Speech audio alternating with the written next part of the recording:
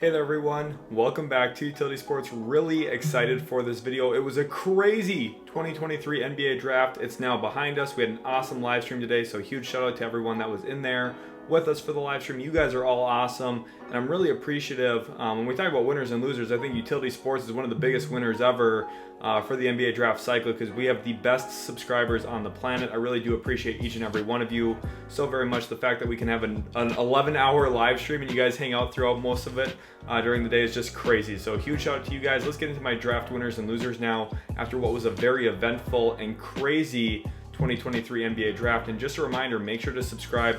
We are getting so close to 20,000 subs. We are less than 130 away from hitting 20,000, which is just unreal. I could never have imagined that. So it'd be awesome if you guys could hit that sub button. And who knows, maybe you'll be the number 20,000 sub if you hit that sub button right now. I'd love to have you be a part of Utility Sports and all the draft content we have going forward. 2024 NBA mock draft will be out tomorrow morning.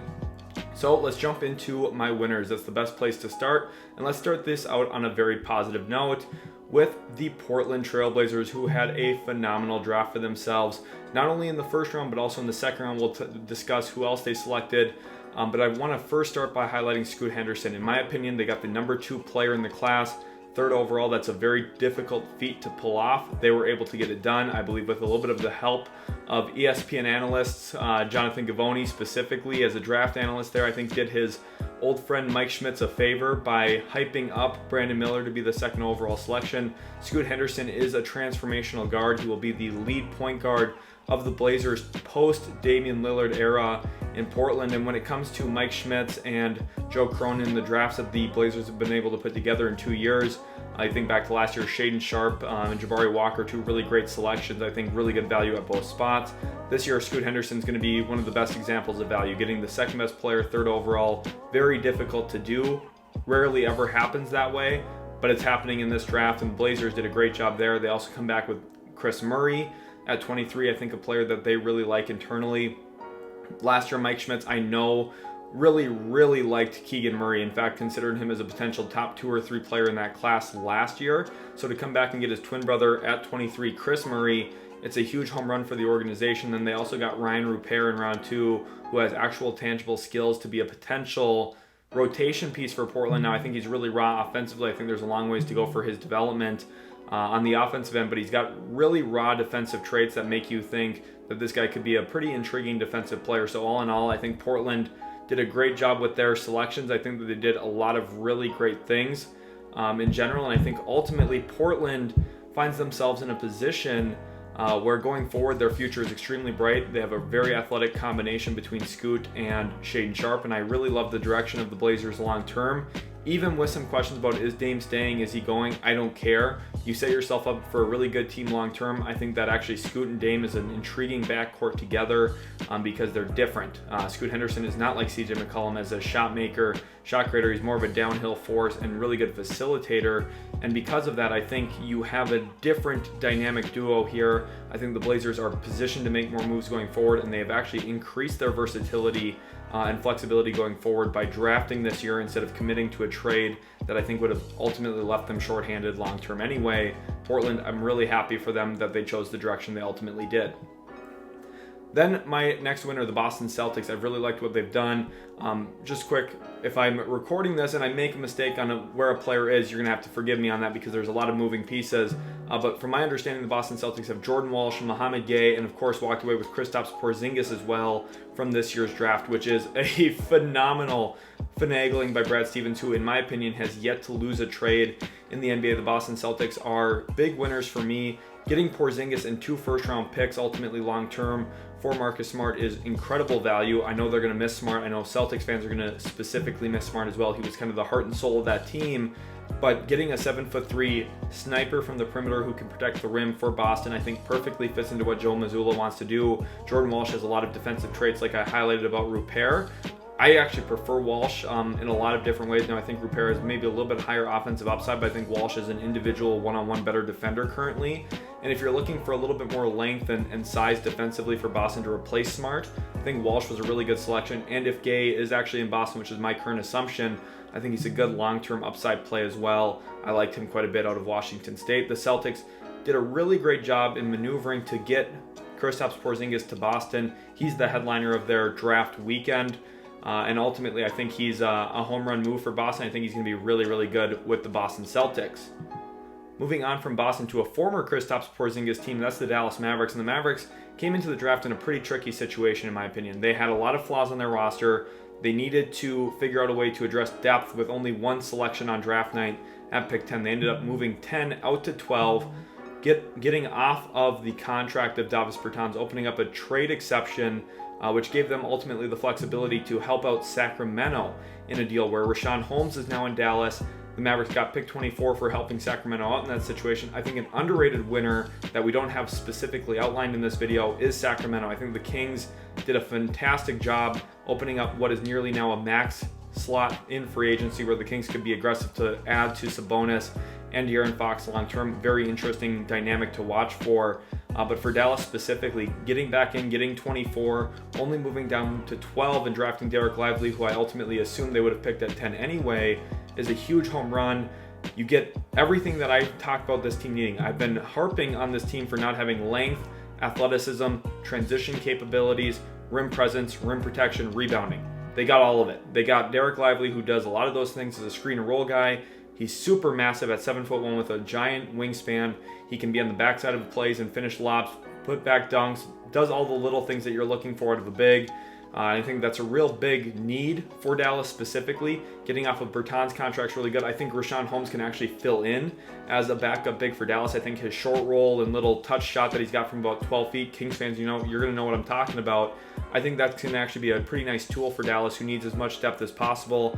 And then Olivier Maxence Prosper, a player who I like a ton as well. From his physical standpoint out of Marquette, he's got a lot of tools. He's very toolsy, big frame, athletic, great transition player, finishes very well above the rim. Again, I think another intriguing fit, and then defensively gives Dallas more athleticism. Their front court was just void of athleticism, and now you have two of the more athletic, bigger players in the class in Prosper and Lively. I think it's a really good draft for the Dallas Mavericks. Overall, this is one of the best case scenarios for them. I'm a Mavericks fan myself. I think that this team badly needed to pull off some magical moves, and tonight I actually really feel like they did. I've been somewhat critical of Dallas over the last 12 months or so, and I'm very happy to say tonight that they did a great job. I really do believe that. I think Nico Harrison, this is one of his better nights overall as a GM. I think he made a lot of good decisions, and I think the Mavericks are better today than they were yesterday, which is the whole point of drafting. And they actually address team fit, which is really, really important for the team. I'm interested to see what they do in free agency now, if they can go out and find a shooter or two and see what else we can ultimately make work for Dallas. Moving on to San Antonio, this team is very clearly a winner. They also drafted Sidy Cissoko in round 2, which I think is an intriguing upside play. But ultimately, Victor Wembanyama, number 1 overall, it's pretty clear and obvious. I don't have to spend a ton of time on this. They got a generational prospect. The draft lottery played out perfectly for them. That's exactly what you need. Without the draft lottery, this team, who knows how long a rebuild would take. They've got a lot of good pieces, but Wembanyama is really the finishing touch, and he's the beginning touch as well, because he's going to be the guy that they build around. I do like that they traded back out of 33 to get future assets. This team is loaded with future draft compensation. It's going to give them a lot of flexibility to build around Victor Wembanyama long term. They're doing kind of the opposite of what Dallas ultimately did with Luka, where they committed to a trade and wanted to build around him from his rookie year. Instead, I think the Spurs are going to be more patient. They're going to see what Victor is, what works with him, what doesn't work with him, which is what I expect them to do and what I would do in their shoes personally. I think they're doing a great job. And drafting Victor Wembanyama, again, it's the no-brainer. I don't have to spend that much time on it, but it's a huge home run for the organization. They're going to sell a ton of tickets. They're going to sell a ton of jerseys, and the organization is so much better today than they were a day ago because of Victor Wembanyama's ultimate arrival in San Antonio, leading them out of darkness. Then I have the Minnesota Timberwolves. Very rarely do you see a team categorized as a huge winner because of a second-round pick, but it's because, to me, they had a player who I had a lottery grade on fall to number 33. They traded up to number 33 to go get him, and that's Leonard Miller. And this is not only just a talent thing for Minnesota, this is a fit situation as well. I think that Leonard Miller is a perfect fit for the Minnesota Timberwolves because when you watch this team play, Rudy Gobert does a lot of work boxing out guys, but no one in the Timberwolves wants to go get the basketball. That's been a huge issue for them. Even after getting Gobert, this team was still brutal at rebounding the basketball despite having a top 3 rebounder in the NBA on their active roster and another 7-footer with Cat to boot. I think that Leonard Miller, who was very productive this past year for G League Ignite, averaging around 17, 18 points a game, 11 rebounds a night, 3 offensive rebounds a game. Very important number, I think, for Minnesota here, getting some more second chances, providing a lot of length, size, athleticism into their front court. He's got history as a point forward type who could handle the ball a little bit.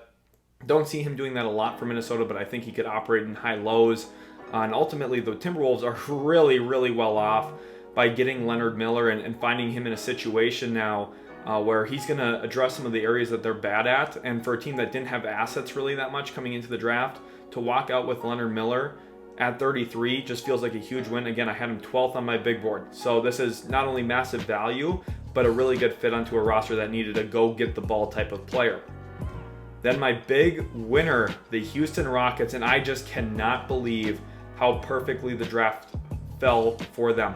They got the 3rd player on my board, Thompson at number 4. Really good value, in my opinion. I think he's a transcendent point guard type of player. I've categorized him as a bigger Russell Westbrook, and that might sound like a bad thing. It's not. It's a fantastic thing. Russell Westbrook's been a great player, former league MVP, multiple-time All-NBA. Whether or not that comes with playoff success, who cares? This guy, Thompson, is going to be the pinnacle of great sizey point guard play in the NBA. Now, Scoot Henderson's more refined skill game, but I think Thompson, you could argue, is the best passer in this year's draft. Him and Anthony Black, they'd like to go back and forth on it. But I think ultimately Thompson has really incredible feel as a decision maker. He's the best lob passer in the draft, and not only does that work with KJ Martin there in Houston and Tari Eason and some of the other players that they have, they went and got a lob finisher in Cam Whitmore at number 20. And if you would have told me 12 hours ago that Cam Whitmore was going to be available at pick 20 for the Houston Rockets, I would have looked you in the face and said, "Are you stupid?" He ended up being available. He fell all the way down to 20. Raphael Stone nailed it, stopping the slide of Cam Whitmore, a player who I had number 7 on my big board. I'm a big believer in his talents. I've compared him to Jaylen Brown. Now, I don't think he's going to be as good as Jaylen Brown, but if there's a player who knows how to utilize Jaylen Brown, it's Ime Udoka, who was a former coach of the Boston Celtics, now the head coach of the Houston Rockets, and he's going to get the most out of Cam Whitmore. I think this Rockets team is loaded with young talent. Now, the question is, how does it all fit together? But there's probably not a more athletic trio in the league of Thompson, Cam Whitmore, Jalen Green, and we haven't even mentioned KJ Martin, who also flies out of the gym. Tari Eason's a good functional rebounder, athletic type wing forward who does a lot of stuff for them. Houston is loaded with pieces. They've got $60 million in cap space. They're the big winner of the draft for me. I love Thompson. Cam Whitmore's power as a finisher is going to be really dynamic and unique there too. I think Houston, a team that I'm probably going to get 2 jerseys of from this draft now. I'm probably going to order an Thompson and a Cam Whitmore jersey, even though I'm not a Rockets fan. I'm a Mavericks fan even. That's how good of a draft this is. 2 players I really love. And I'll look you straight in the face and say the Rockets are the big winners of the 2023 NBA draft. Now let's pivot into a couple of losers. And I don't want to be too low on these teams and these specific situations, because I do think there is some bright spots in this. First of all, let's go to the Charlotte Hornets, who is a loser in my eyes. Now, there's a couple things I want to say. I think their second round selections were very, very good. If there was a winners category of only second rounders, I think the Hornets would be on there. Now, they came into the draft with a ton of second rounders, so there's a reason why they're positioned there. I think overall they've drafted some good, intriguing players. James Najee specifically at 31, a really nice selection. I don't think the Hornets crippled their franchise long term. I don't think it's that bad. But I do think selecting Brandon Miller over Scoot Henderson is a mistake. And I can't look past it. When you have a top 2 pick in the draft, you cannot afford to pick off a fit. And then the issue is they came back at 27, and you think, okay, high upside pick, Nick Smith Jr., like someone who a lot of people had higher on their boards, you can justify that. The issue is if you're looking at fit and what this roster doesn't do very well right now, it's finish at the rim. And they drafted Brandon Miller, who shot sub 40% on 2-pointers in the half court. He does not finish at the rim very well at all, and he does not shoot mid-range jump shots right now, which maybe he will in the NBA, but he didn't in college at all. And then Nick Smith Jr. shot 37% from the field holistically. He's not a good finisher either. He's very reliant on touch. The Hornets, I think their first-round picks, there's good individual talent levels for both of them, Brandon Miller, I think, has all NBA potential. He's not a terrible selection in most years, second overall, but the fact that they passed on Scoot Henderson, who would be the first overall pick in most years, I think is a really questionable decision. I think it's a lack of talent evaluation by Michael Jordan. Now, I do think still Brandon Miller is going to be good. So if Brandon Miller goes on to average 17 points as a rookie, I wouldn't be shocked about it. Okay, but I think some of the things that LaMelo Ball doesn't do, which is getting to the rim, finishing through contact, Scoot Henderson would have done a lot of those things.